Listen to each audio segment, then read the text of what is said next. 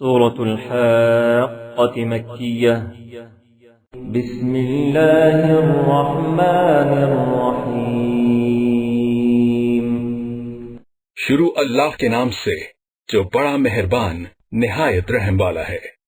الحاقة ما الحاقة سچ مچ ہونے والی، وہ سچ مچ ہونے والی کیا ہے؟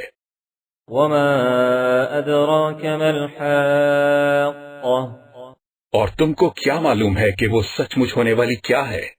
كذبت ثمود وعاد بالقارعة وہی کڑکڑانے والی جس کو سمود اور عاد دونوں نے جھٹلایا۔ فأما ثمود فأهلكوا بالطاغية سو سمود تو کڑک سے ہلاک کر دیے گئے، وأما عاد فأهلكوا بريح صرصر عاتية رہے عاد ان کا نہایت تیز آندھی سے ستیہ ناش کر دیا گیا۔ سخرها عليهم 7 ليال و8 أيام حسوما فترى القوم فيها صرعا اللہ نے اس کو 7 رات اور 8 دن ان پر چلائے رکھا، تو اے مخاطب تو لوگوں کو اس میں اس طرح ڈھائے كأنهم أعجاز نخل خاوية اور مرے پڑے دیکھے جیسے کھجوروں کے کھوکھلے تنے۔ فهل ترى لهم من باقية بھلا تو ان میں سے کسی کو بھی باقی دیکھتا ہے؟ وجاء فرعون ومن قبله والمؤتفكات بالخاطئة اور فرعون اور جو لوگ اس سے پہلے تھے اور وہ جو الٹی بستیوں میں رہتے تھے سب گناہ کے کام کرتے تھے۔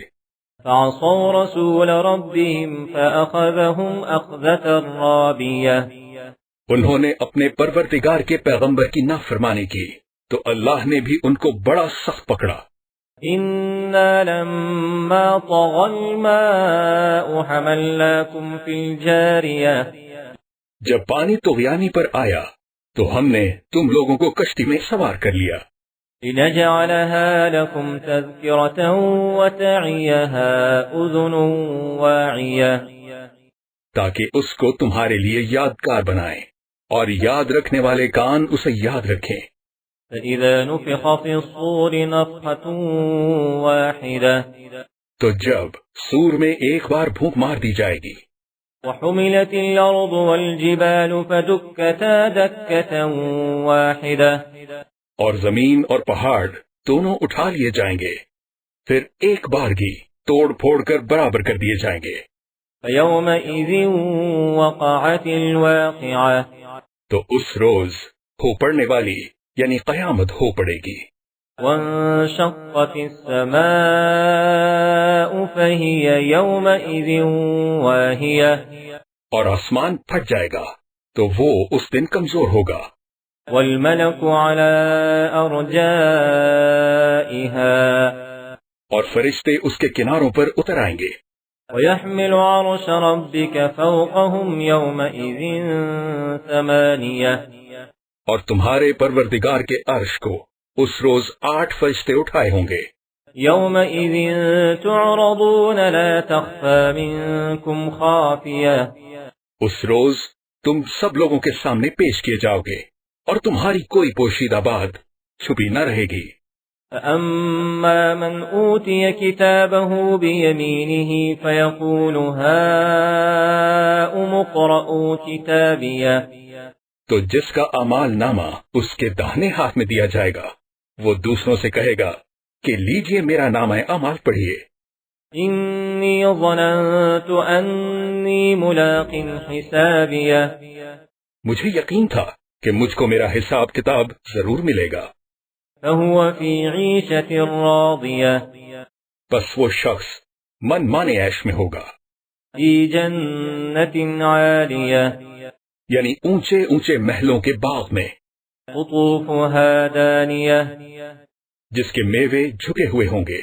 كلوا واشربوا هنيئا بما أسلفتم في الأيام الخالية جو عمل تم ایام گزشتہ میں آگے بھیج چکے ہو اس کے صلے میں مزے سے کھاؤ اور پیو۔ وأما من أوتي كتابه بشماله فيقول يا ليتني لم أوت كتابيه. اور جس کا نامہ اعمال اس کے بائیں ہاتھ میں دیا جائے گا وہ کہے گا اے کاش مجھ کو میرا اعمال نامہ نہ دیا جاتا. ولم أدر ما حسابيه. اور مجھے معلوم نہ ہوتا کہ میرا حساب کیا ہے. يا ليتها كانت القاضية. اے کاش موت ابد الآباد کے لیے میرا کام تمام کر چکی ہوتی. ما أغنى عني ماليه. آج میرا مال میرے کچھ بھی کام نہ آیا. هلك عني سلطانيه. ہائے میری سلطنت خاک میں مل گئی. خذوه فغلوه. حکم ہوگا کہ اسے پکڑ لو اور توق پہنا دو. ثم الجحیم صلوه. پھر دوزخ کی آگ میں جھونک دو. ثم في سلسلة ذرعها 70 ذراعا فاسلكوه. پھر زنجیر سے جس کی ناپ 70 گز ہے جکڑ دو. إنه كان لا يؤمن بالله العظيم.